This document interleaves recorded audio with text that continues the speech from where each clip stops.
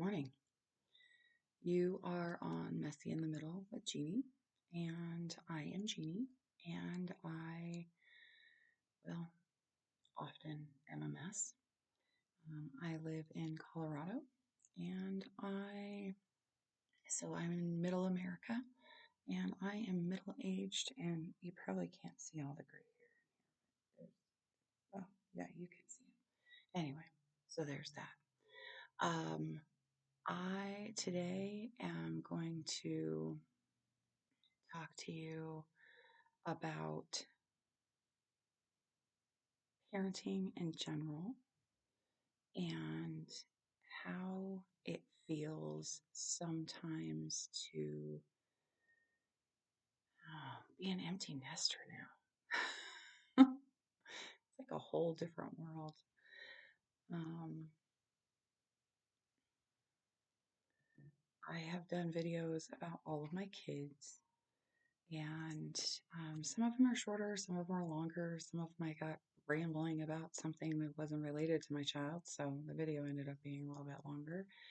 And that's just kind of the idea of these videos is that it's not really scripted, so I just talk about whatever is on my mind, and sometimes that means I go on a tangent, which if you actually knew me in person, you would know that that's very much the way I am as a human. So my brain is kind of a spaghetti plate of nonsense, and yeah, so I often go on tangents like this one. And we're back. So, this morning I am creating something that I don't really know what I'm doing right now. I am um, working on making a chain for my plants. I have a lot of plants. You can see a few of them behind me. Um, I have a lot of plants, and that's the window. Sorry about that. Hopefully that'll help. I'll try to stay in front of it. Maybe that'll work. Okay. Yeah, not really. Anyway, I'll try to stay in front of it. I'm trying to build something that is a chain for my plants. And the reason I didn't just buy one is because they are outrageously expensive. Any kind of decorative chain is it's like somewhere between $15 and $18 for a foot of chain, which I get it, whatever, that's fine. Materials are expensive, manufacturing is expensive. I get all those things.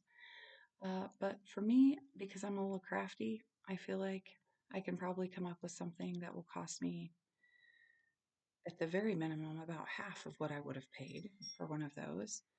Um, and it will just take a little time, and it'll be a creation that I made, and that will be something that I can treasure as something that I put together with my own hands. So, not everybody likes to do crafts, so that may not be appealing to you, but for me, that's just appealing and it's kind of a challenge. So, I'm making it up as I go.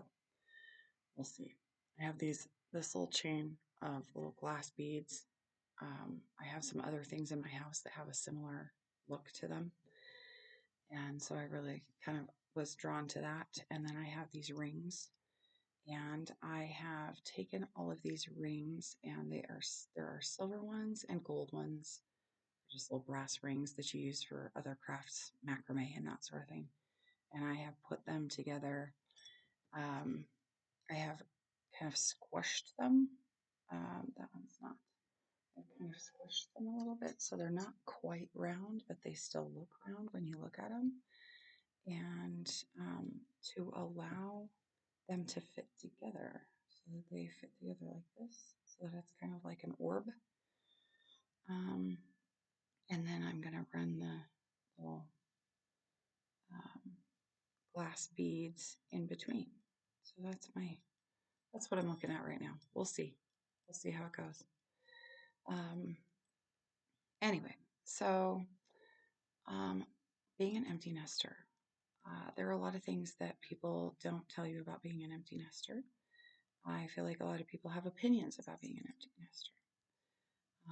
I also feel like in this uh, day and age, a lot of people are not even becoming empty nesters because the cost of living is so high and the world is really hard to live in right now. And so, and I think that, that's a myriad of reasons. There's a myriad of reasons for that. And I won't get into the politics or anything like that because it's just not what I want to do here. But I do feel like um, it's really hard to be a young adult in this world. And so I do feel very blessed that I am a parent of 20 somethings. They're not all 20 somethings, but they're pretty close. And so I am a parent of 20 somethings, and all those 20 somethings are out doing their own thing, living their own lives, uh, doing what they want to do with themselves. And I'm really proud of them, and I know how hard it is. So I also know that not everybody is that doesn't work for everybody. And um, so when the kids were growing up, we used to tell them, and mostly because we have examples in our life of um, adult children who are very dependent still on the parents and friends and family, and they are because of that dependency. It's a hindrance both to the child and to the adult, to be honest, or not the adult because they're all adults, but to the parent, um, because there's some things that um, can't be. It just creates some issues. So when I am thinking about being an empty nester, one of the things that I think about is how did we manage that? Like how did we get to a point where all of our kids truly were able to get to a point where that was even an option for them? And I will say that for some of them has been harder than others, and it's not a piece of cake by any stretch of the imagination. They do tend to um, there have been struggles, especially for the older three. There have been struggles, and they have. Um, Excuse me, I need to get a tissue.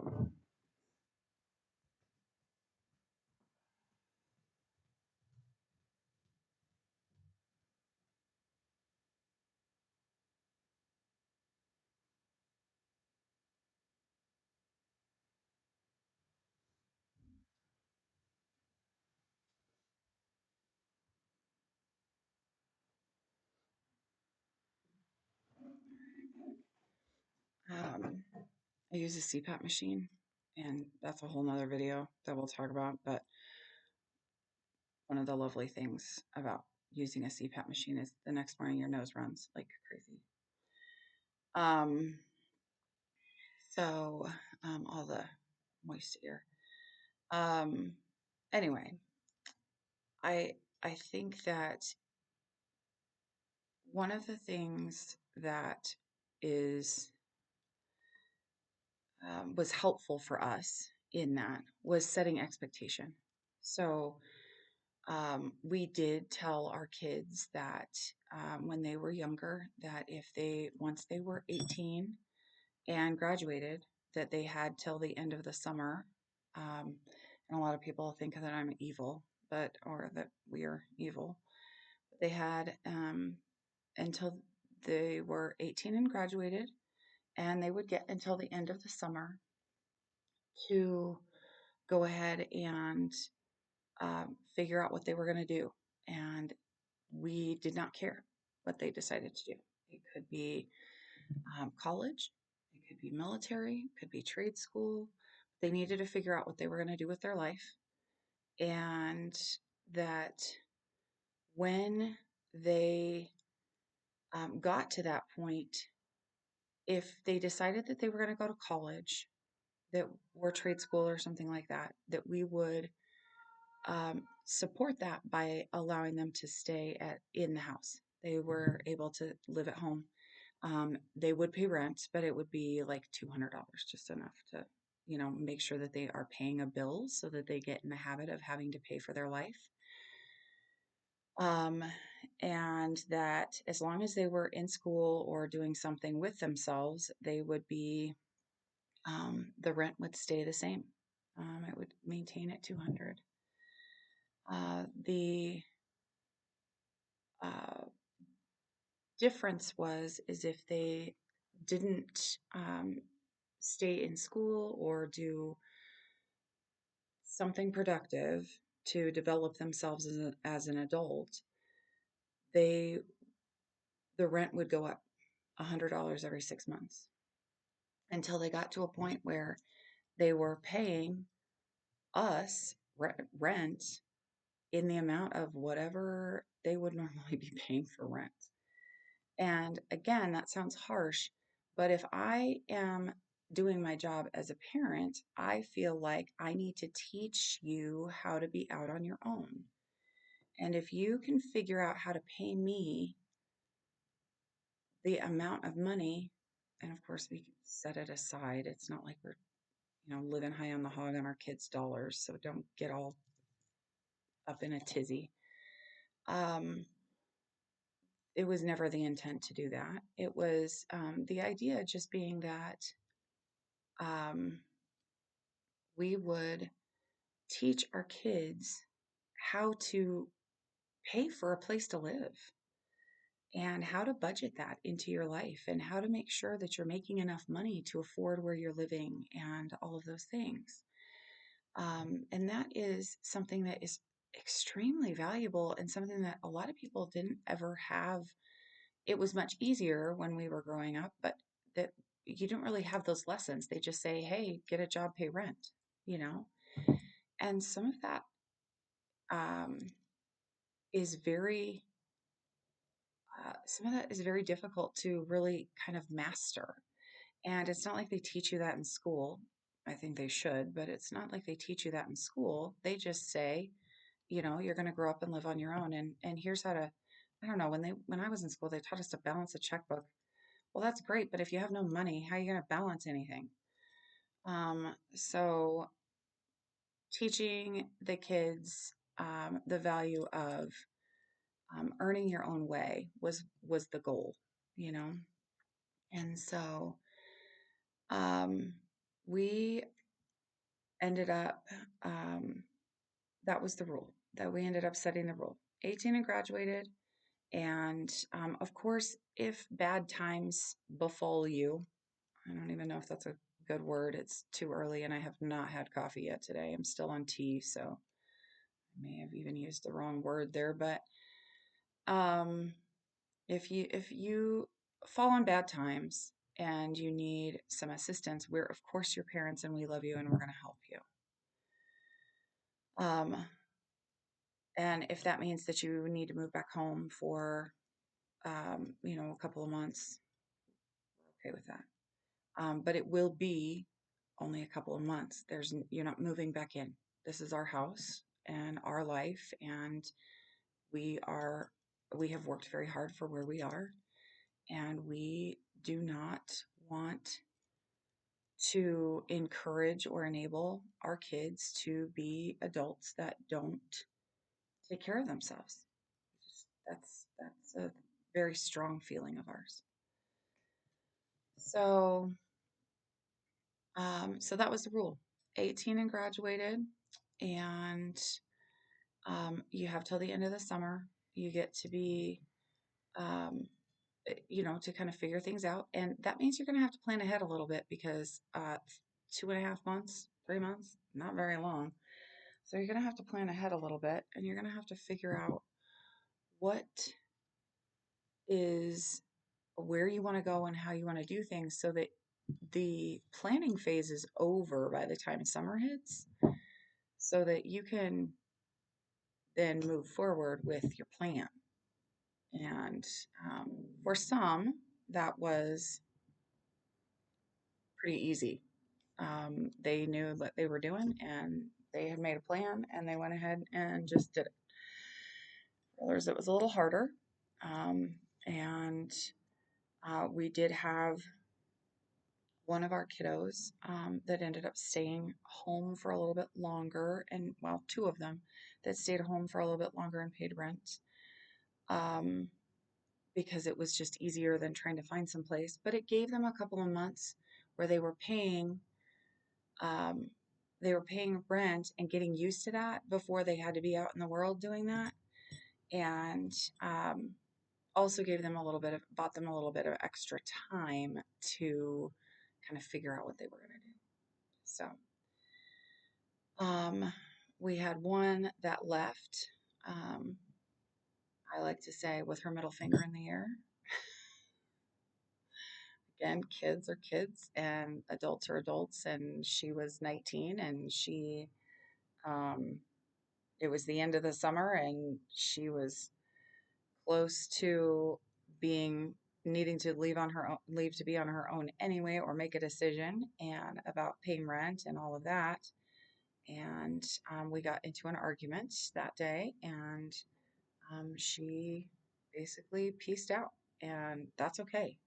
That's that's what happened, and that is. Um, she decided that she didn't want to be here, and she didn't want to hear. We were in the middle of talking, and she pieced out and decided she didn't want to hear what we had to say, and that she was an adult and she didn't need to listen. And 100%, my sweet girl, you do what you need to do. Um, and so that that was the end of that. So she's been out on her own since then. And it's not always been easy, but she seems to make it work. And um, the, um, yeah, the youngest two elected military. They decided that that was, I've always felt like military, depending on where your beliefs are and if military is a thing that you believe in, I've always felt like military is a really nice kind of soft landing into adulthood. It allows you to have a job and a regular paycheck and also a roof over your head and food in your belly. And you don't have to pay for medical insurance and you don't have to um, you don't have to worry about your electric bill, right? You get to have this very simple kind of comfortable life in not in the job. Of course, it's the military, so that's not easy. But it really gives you just this like I said, really nice soft landing where you are adulting. You're going to work every day. You are learning a new skill. You are functioning in society. You are doing your job. You are learning how to show up for work every day. And hopefully, you learned how to set an alarm clock when you were in high school and mom didn't have to wake you up. Um, and so you learned how to be self sufficient in that way already. But if you didn't, that's a good way to learn it because I'm going to tell you, they're not going to be comfy with you just rolling in whenever you feel like it in your pajamas. There's going to be some expectations. So that, I see people um, in my work life and in my home life that are very comfortable with being very casual and they just, not my home life. In my home life, there's just myself and my husband and the dog and the cat, the really loud cat that you hear every once in a while. Um, but in my work life and in my personal life, we'll call it, I go out in town. I see people at Walmart in their pajamas. I mean, and here's the thing. Does anybody really care? No. I feel like that's not the best way to maybe present yourself to the world, but if that's where you're comfy, that's where you're comfy. And so great. Um, but I feel like the world has become very casual about things and the military tends to not allow that. So it does set you up to stand apart from the rest of the world. So, we definitely, if they were interested in military, encouraged that. And the youngest two were very interested in military from early on. So, um, they, so, and we talked about that in their videos, but that's was their choice, is to be in a place where um, they are doing that. And I think that that has been beneficial for the both of them. They seem to be happy where they are, learning how to be away from home. That's the other thing, is sometimes it's really hard to be away from home. And when you only live across town from your parents, it's real easy to just go home. And while we support that, and dinner, there's always enough dinner for extra people at our house. So if you happen to live locally and you're hungry, and you know, send me an email. We'll talk about it. But um, we're always open to having our kids back in our house, and to visit, and to maybe stay for a little bit, um, while they get their feet under them, if that's what's necessary. Um, but not forever. No, we are really grateful that our children have found their own way and are, I don't know, figuring it out. It's hard. It's hard to be an adult. And like I said, our society is not super supportive of young adults, in the way that it's just expensive, and it is, um, there's a real lack of expectation of behavior in our society. And I think that that doesn't set up a young person well for school, for work down the road. So I feel like it is, there's just, if you don't have those expectations as a parent, um, it puts them at a disadvantage, and makes it so that um, they just it makes it harder for them to really kind of figure things out. You really kind of have to set them up um, to know that they're going to have to do it. They're going to have to figure it out. And you can't just float through life. You need to make a plan, and you need to execute that plan. And you can't just float through life and let everybody else take care of you. And I am really grateful that um, that our children have kind of figured that out in their own ways, each of them in their own way. They've kind of figured out how to make it work. Um,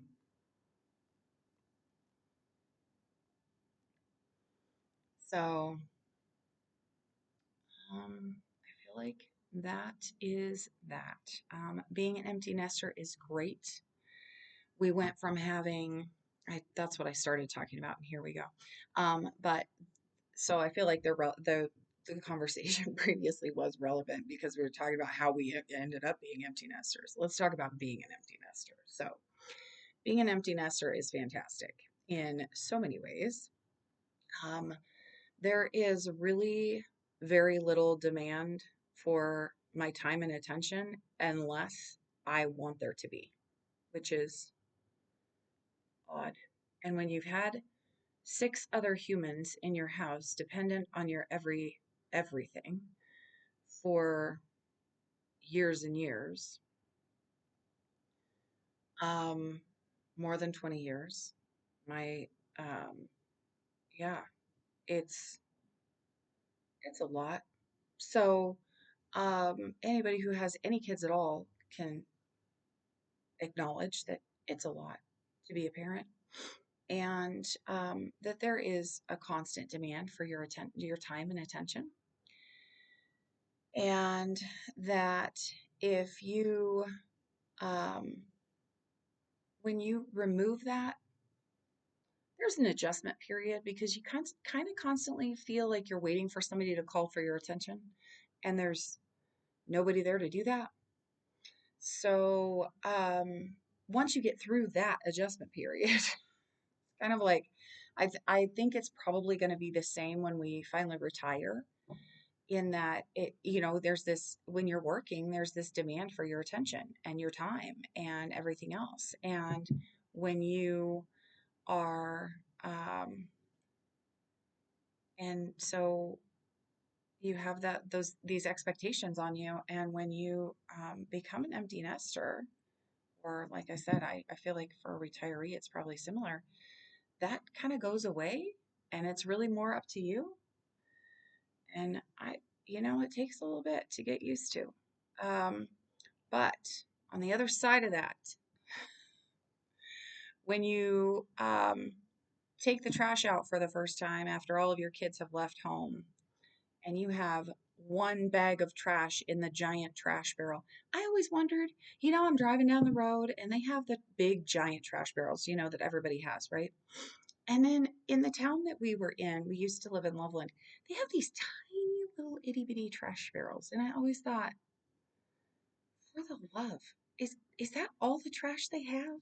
Because at one point we had two trash barrels and two recycle bins. That's a lot of trash, people. That's a lot of trash. And if we didn't take it out to the curb, we were kind of screwed for the next week because we had so much trash. So to roll my trash barrel down to the curb with one bag of trash in it, what even is that? And it made me understand, this is why these people have these tiny little trash barrels. And I'm talking about like something the size of a storage bin. Like it's little tiny trash barrels. And I'm thinking, how in the world could you possibly only use that much trash? I know now. It's because they're empty nesters and they don't have children. I Children create some serious amounts of trash. And it's just fascinating to me, these things that you don't even think about. Our Now we have solar panels on our house. We did move, and we moved into a new house, and we did put solar panels on our house. But our electric bill hasn't been more than $30 in, I don't know, since we moved here. Our gas bill and our water bill.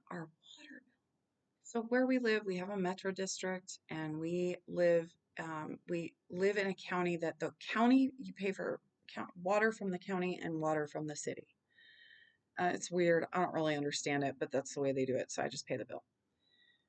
Seriously, the volume at our we used to pay one bill that was gas. It was, well, we didn't have gas in our house. We had only electric. So heat, everything was all electric. Water heater, everything, all electric. Um, so we had our electric bill, our water bill, and water and sewer, kind of same bill. And then our trash was all rolled into one. And we used to pay um like $500 a month for all of that. I think we're lucky if we hit it, like if we were really trying, we might hit $200 a month now. I mean, for real. What? It's ridiculous. I am so blown away by it. Um, how much cheaper it is to live in a house where there are no extra people. And we love our children, and we want them to come visit, so they do. And the two younger ones, the ones that are military, came home for Christmas, which was lovely, and we were super happy to see them. They Our electric bill, our trash bill was overflowing. Crazy, the difference. Um, but our electric and our water bill, I'm gonna tell you, we went back up to that $500 that month because they were both here for about a month. Went back up to that $500. And I will tell you, as a parent, one of the things that you're child does not learn if they go into the military is how to regulate their water and electrical usage because they live in the barracks when they're young and not married. And so they live in the barracks and they don't get an electric bill. They don't get an electric bill. Now, a portion, their housing allotment is taken from their paycheck to cover their housing. So it is paid for technically, but it's not like they see an electric bill or they see a gas bill. It's paid for. They do pay for it because they don't get their allowance if they're living in housing. Um, but they don't really see it. They don't really know about their consumption. And I would say that maybe is not the most helpful thing about adulting. They are aware. We've told them, so they know that that's a thing.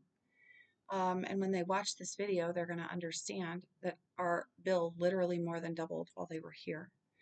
Um, but that's the joy of having your kids home for Christmas. We're so glad that they came home and we're happy that they were here and we got to see them and that they got to see their friends and they would, were here for a while, got to come and go, visit with family, all of the things, all of the good things about having your kids home for Christmas. And also our bill was insane. So, and the groceries, it's a whole other thing. Um, but I mean, anybody who has kids knows that kids eat a lot. And when you have 20 somethings that are muscly because they work out and um, they tend to eat quite a bit. They do mostly do protein shakes, so that makes things a little easier. Um, and it's not like I cooked every day while they were here, much to their chagrin, I'm sure. I'm next time they come home, I'll have to be better about cooking. So, kids, when you come home next time, I promise I'll cook more. I was a little was trying to take care of some things. Um, so I wasn't as um, I did cook. Okay. I did cook while they were here, and they did like that. But I definitely didn't do as much cooking as I probably could have. So there's that. And I admit that, and I will make the change for next time. But yeah, so I would say one of the biggest things is the expense. Your expenses will be cut in half, minimal, minimum. Um, Also, like I said, the time factor. Like, what do I mean, I come up with things like this that I'm putting together that I have. I mean, I've always loved to craft, but this is kind of a project that I'm putting together because I have like a 9 foot ceiling and I'm trying to hang this from the ceiling for my plant to grow on. So this chain that I'm making is going to be pretty big. And so I feel a little bit like I find things to do to fill my time. I've started volunteering again, which I used to always volunteer when the kids were in school. I always loved, I talked about that before. I used to really love being a part of what they were doing just because I got to know who they were and what they were interested in. And I got to watch them interact with their friends, which for me, one of the joys of being a parent was watching my kids grow and learn and interact with other people, their friends, their teachers, their coaches, all of that, their conductors if they were music. And so um, I really loved watching them be, come learn who they were and come into themselves and I didn't do it to be like a helicopter parent that had to um, tell them how to do everything and when to do everything and all of that. It wasn't for that. It was just because I loved being around them so much. And I loved watching what they were doing. And so, yeah, so volunteering has always been a thing, but it was always because of the kids. It was never something that I did just because I really enjoyed it. Um, Although I did enjoy it. Uh, but I have found my own things to volunteer for. So when I say your time is your own unless you give it to someone else, that's what I'm talking about. which is really fantastic. That I get to choose now where I spend my time and who I spend it with, which is, most often my husband, uh, being that we live together and we like to hang out together. Uh, but outside of that, really, I mean, I feel like it's just really kind of great.